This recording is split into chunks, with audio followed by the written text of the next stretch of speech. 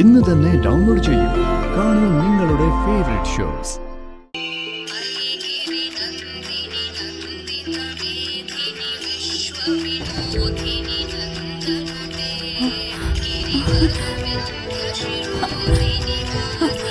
അമ്മേ, അമ്മേ, അച്ഛനോ? ഹലോ അച്ഛാ. മോളെ, ആ മഹി എനിക്ക് എന്റെ ഫോൺ ശരിയാക്കി തന്നു. എന്നോട് പറഞ്ഞു. അച്ഛന്റെ കോളിന് വേണ്ടി കാത്തിരിക്കുവായിരുന്നു ഞങ്ങള്. അവിടെ എങ്ങനെയുണ്ട് അച്ഛാ? ഒരു കുഴപ്പമില്ലാത്ത സ്ഥലം മോളെ. ആ, അച്ഛൻ ഇവിടെ സുരക്ഷിതമായിട്ടുണ്ടെന്ന് പറയാനാ വിളിച്ചത്. മഹിക്ക് വേറെ സംശയമൊന്നുമില്ലല്ലോ അല്ലേ? ഇല്ല. ഓ, ഇതുപോലെ തന്നെ അങ്ങ് പോട്ടെ അച്ഛാ. എല്ലാരോടും എല്ലാം പറയാനൊന്നും പോണ്ട. ദേവി കടാക്ഷം കൊണ്ട് തൽക്കാലത്തേക്കെങ്കിലും നമ്മളൊക്കെ സുരക്ഷിതമായിട്ടുണ്ടല്ലോ, അത് മതി. എല്ലാം ശരിയാവാൻ പോവാ അച്ഛാ.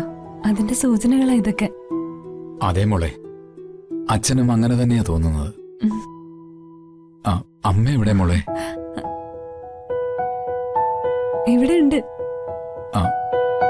അമ്മയോട് ധൈര്യമായിട്ടിരിക്കാൻ പറയണം. എല്ലാം പെട്ടെന്ന് ശരിയാക്കാം നമുക്ക്.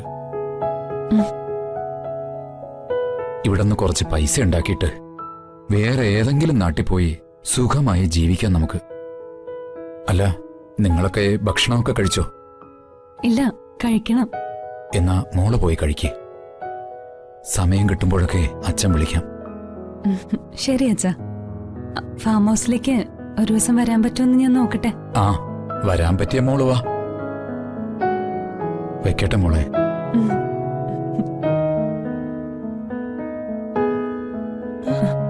അച്ഛൻ സേഫ് ആണെന്ന് പറയാൻ വിളിച്ചതാ. അങ്ങനെ ആശ്വാസപ്പെടാൻ വരട്ടമ്മേ. ഇനിയാ കൂടുതൽ അപകടം.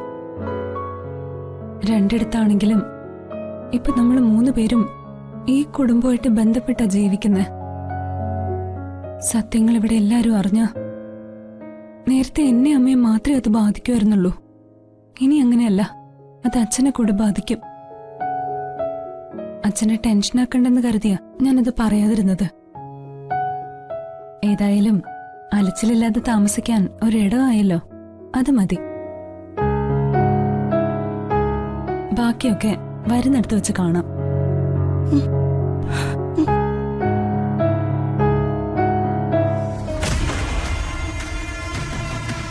കഥവും തുറന്നിട്ടിട്ട് ഇവളിതെവിടെ പോയി?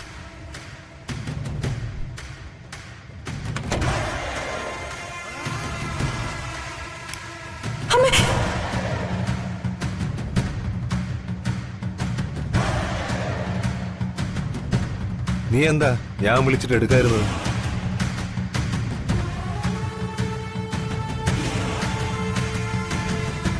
അങ്ങനെ എടുക്കാതിരിക്കാൻ ഞാൻ തന്ന സമയം തീർന്നിട്ടില്ലല്ലോ. ആ സമയം തീർന്നു കഴിയുമ്പോൾ പിന്നെ ഫോൺ എടുക്കാൻ നീ ഉണ്ടാവില്ല. നരേന്ദ്രേട്ടാ, ഞാൻ കുറച്ച് തിരക്കിലായിപ്പോയി.